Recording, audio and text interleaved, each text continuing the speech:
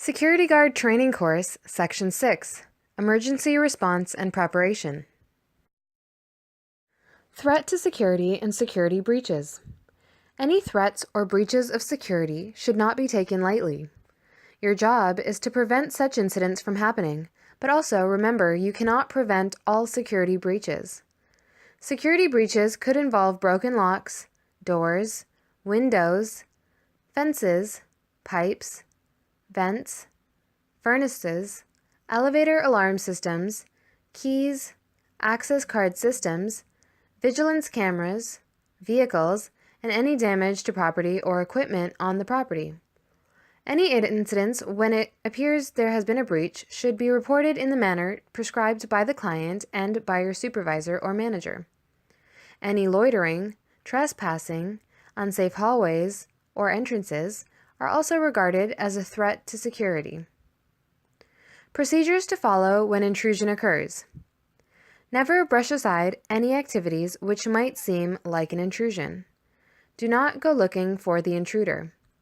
If you do happen to see an intruder, you may ask the person to leave and inform him or her regarding trespassing rules. ID yourself and ask for their ID. If you cannot prevent intrusion, ask for backup, and keep a close watch on all exits and entrances if possible. Call the police and your supervisor if the intruder does not comply. Make descriptions and note down the person or people involved, including vehicle details, if any, to help the police. Do not try to confront the intruder or arrest him unless authorized to do so. If attacked by an intruder, safeguard yourself first and leave the place if need be. Do not risk your personal safety. Also, do not put the safety of property over the safety of people. Alert others if need be to seek safety if you come across any dangerous or armed intruders. Last but not least, prepare a detailed written and complete report and submit to your supervisor and/or client where required. Elevator escalator malfunction or entrapment procedures. Anytime an elevator gets stuck or malfunctions at any property, you need to take immediate action if people are involved or stuck in the elevator. If no one is in the elevator, please make sure you put the elevator out of service until it is safe to use again. Post a notice on the lobby floor of the building to inform residents that it is out of service and ground the elevator if needed. If people are stuck in the elevator, they will probably press the elevator alarm or call through the emergency elevator telephone. Your duty is to assist them as quickly as possible. First, find out which elevator has stopped, on which floor, and how many people are stuck. Find out if any kids are alone or any elderly or disabled people are involved. Contact the property superintendent or elevator service company. Reassure the occupants and offer any verbal support. Make sure they do not panic and understand your instructions. Ask them for their names and other details like persons to contact for emergencies, home and/or unit number. Record the incident in your report book with details like the time it was stuck, arrival time of servicing companies, staff, occupants, name, address, telephone numbers, and their condition. Also note the elevator technician's name and company name with their telephone numbers. Never attempt to repair any elevators on your own. If an escalator is found to be faulty, shut down the escalator system. Ensure everyone is escorted to safety. Call the management and report the incidents to your supervisor. Never get on to a faulty escalator or elevator by yourself. Remember, it is not your job to repair any faulty equipment on the property.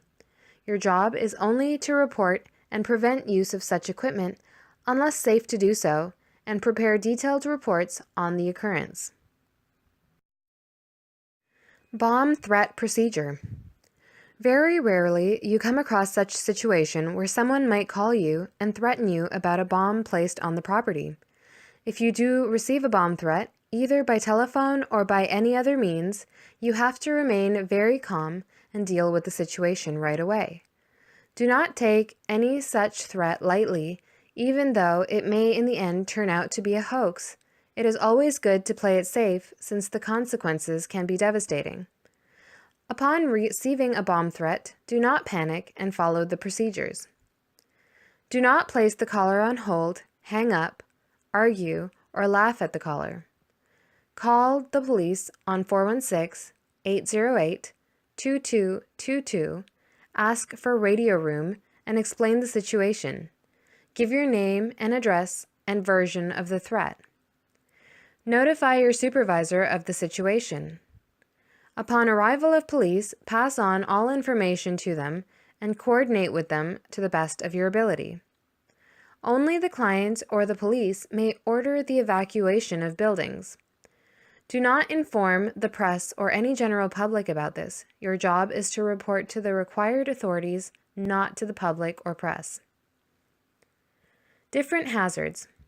In the course of your duty, you may come across many different hazards and have to take preventative steps to safeguard the people and property you are assigned to. Fire hazards and accident hazards. Burning open fires like barbecue, candles, etc. Faulty light decorations overloading electrical outlets. Smoking in prohibited areas. Oil left on the stove in homes. Leaking containers. Oily rags and any greasy substances. Unusual fumes or smoke smell. Blocked stairways or aisles. Loose electrical wires and sparkling cables. Stacks of papers or cartons. Sprinkler leakage, hose leakage, or faulty extinguishers. Overheated electrical appliances. Faulty functions of storm doors or fire doors. Waste baskets and ashtrays. Paint and gasoline cans. Children left unsupervised can sometimes start fires accidentally.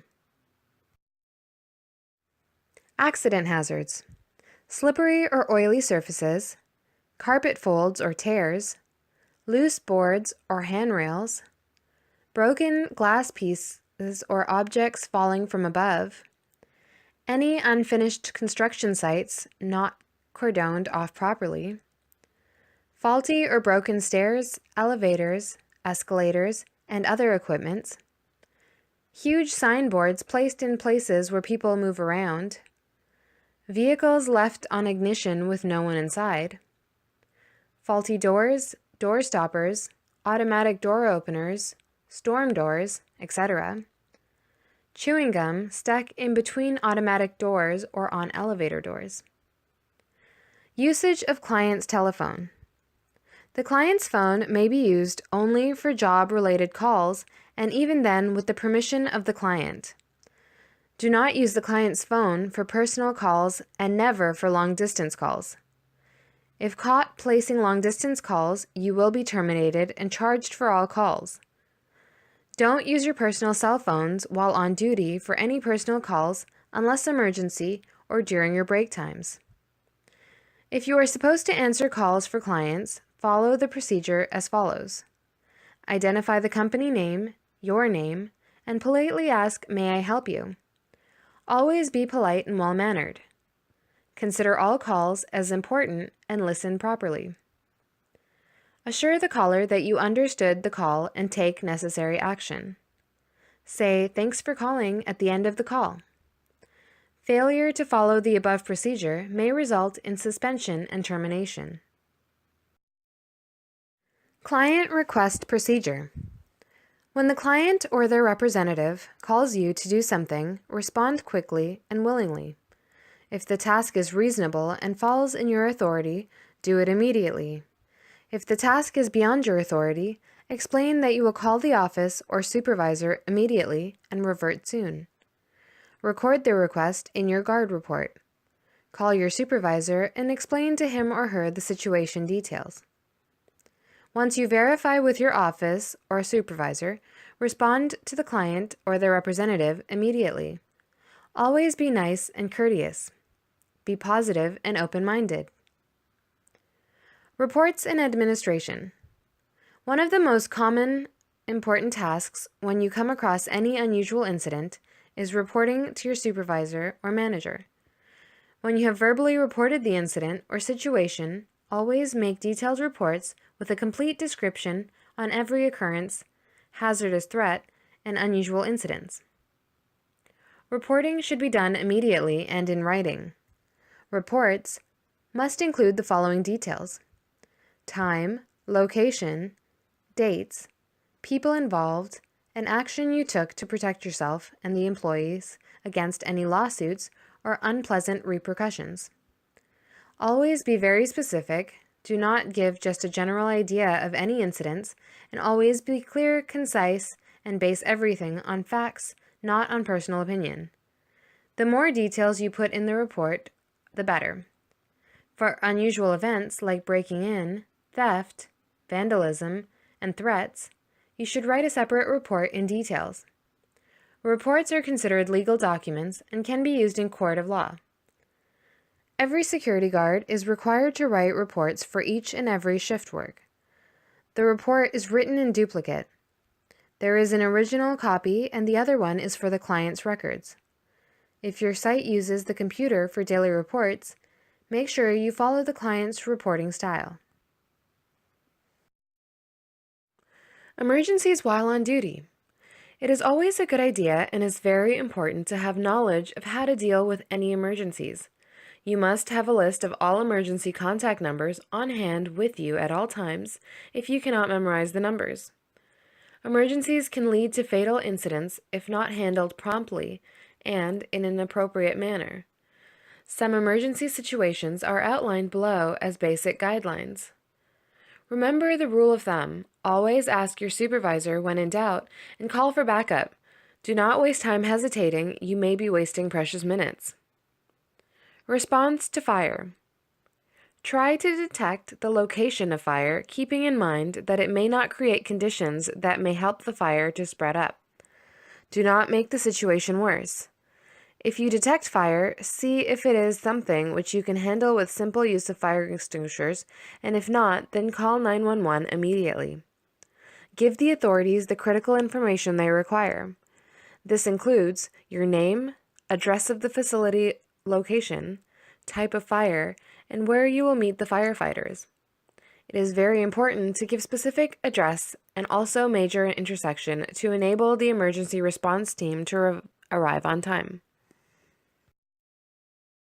Ground all elevators immediately to make sure that no one uses them. Warn all persons in the affected area and evacuate if necessary. Use stairwells for evacuation and try to help the disabled, elderly, and children. Maintain calm at all times. Do not yell orders to anyone. Be very professional. Do not panic or create panic. Once you evacuate, close all doors behind you to avoid further spreading of fire. If trapped in rooms already on fire, try to block openings below the door with wet towels and see if you can exit using windows or any other exits. Stand near a window where emergency personnel can see you upon arrival. Try to contain the fire. Do not rush into it. If smoke is present in stairwells, try other exit routes. Inform the management or client and cooperate with them. Protect persons and property and make a guard report. Before the arrival of the fire brigade, make sure that the fire routes are clear. On arrival of fire brigade, cooperate with them fully by guiding them to reach the place of fire. Record the unit number of fire brigade and chief's name. Once the fire staff has investigated and determined that the alarm was false, he will advise you to go all clear. Restore the building's operations and reset the fire panel. Write a report with complete details. Fire protection. Every employee must familiarize him or herself during training with the fire equipment and extinguishers located throughout the building or compound.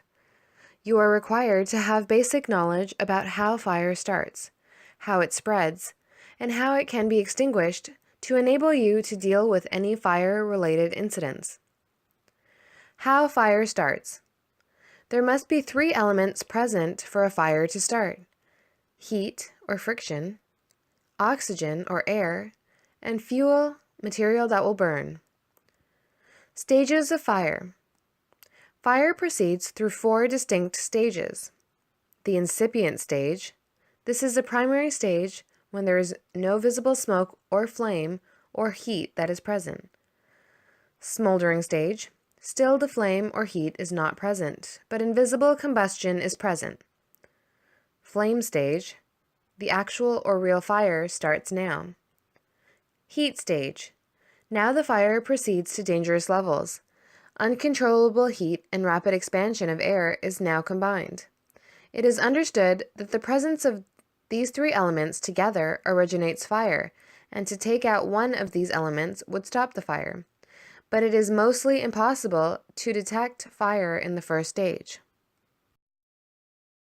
Classes of fire. There are 4 classes of fire. Class A, burning of wood, paper, cloth, and combustible materials. Class B, burning of gasoline, oil, and other petroleum products. Class C, fire through electrical equipment like motors, switches, etc. Class D, fire from metals like magnesium, titanium, etc., and metal scraps. Basic types of fire extinguishers used in various types of fires. Class A, CO2, dry chemical, foam, water, and vaporizing liquid. Class B, CO2, dry chemical, foam, water, and vaporizing liquid. Class C, CO2, dry chemical, vaporizing liquid. Class D, special dry powder. Operation of hand extinguishers. The labels on fire extinguishers contain short manuals for operation of fire extinguishers. Our company would provide training to all security officers employed by the company. All extinguishers of foam and water type do not have a hand grip and trigger arrangement. These types of extinguishers must be turned upside down and bumped to activate them. When you use pressurized fire extinguishers, all of the contents must be used or emptied because it requires to be completely emptied to refill it. Remember that when the extinguisher is emptied, the security officer should take it to the guard post, pass it to the maintenance department for record and refilling. The water-based extinguishers should never be used in case of any fire where there is a possibility of steam coming into contact with electrical equipment or walls and floor outlets. Also, it is dangerous to use any extinguisher that will conduct electricity on electrical fires, whether or not the power is off. Sprinkler systems. There are various types of sprinklers designed for specific purposes. Some of the common types are as follows. Wet pipe system. This is one of the most common types of sprinklers. It works on water pressure systems in water pipes. When there is heat, the sprinkler head is ruptured and water is automatically sprayed. This system is not used in areas of buildings where there are freezing temperatures. Dry pipe system. This system works on a compressed air system throughout the pipes. This system is mostly used in areas of buildings where there are freezing temperatures. The sprinkler head ruptures and the compressed air escapes and sprays the water with force. When the air pressure decreases, the valves open its force water through sprinkler pipes. Dump system. This system is mainly designed to be used in places like restaurants, and it normally has a separate annunciator panel from the base building. This system dumps CO2 powder or dry chemicals on the location of fire. Carbon monoxide poisoning. Carbon monoxide is a silent killer, which is why it is important to prevent any such incident. If you see any vehicle running with all the doors shut and find occupants inside, please investigate. Idling a vehicle for too long in closed spaces like garages can cause monoxide poisoning. If you come across faulty or blocked vents in the building, report immediately. If you are indoors and experience a sudden headache and feel very sleepy, it could be a symptom of carbon monoxide poisoning. Go outdoors immediately and open any doors and windows in the building. Report the incident to your supervisor. Laundry rooms in buildings can be a source of such poisoning, so keep a watch on these places, and on every patrol round, check the laundry room storage spaces, underground parking lots, to make sure everything is under control. Important building functions and their locations. Security officers should be completely aware of locations and functions of the various equipments of the building. Location and annunciator panel, extinguishers, and sprinklers, fire alarm reset panel switch, sprinkler shutoff valve room, elevator control room, electrical room, fire exit routes, and emergency exit locations. Power of arrest. A security officer has the legal authority of a private citizen, as well as a delegated authority as the landlord's representative. Criminal Code, Section 494, summarized. Arrest without warrant by any person is commonly known as the citizen's arrest. Anyone may arrest without warrant. A person whom he or she finds committing an indictable criminal offense, or a person who on reasonable grounds he believes has committed a criminal offense and is escaping from and freshly pursued by persons who have lawful authority to arrest that person while working on private property for the owner. A person whom he or she finds committing any criminal offense on or in relation to that property. Arrest power on the premises. Trespass to Property Act. A security officer may arrest any person he has good reason to believe is trespassing. An arrest is grave imposition on another's liberty. Arrest power off the premises. Security officers have no power of arrest to persons that is not on the property that they are protecting. Once the person has departed the site, there is nothing the security officer can do but to report the incident fully. Arrest procedure. For the purpose of private property security officer, the best rule of thumb to follow is: the arrest begins when the freedom of movement of a person is taken away against a person's will, whether it is verbally or physically.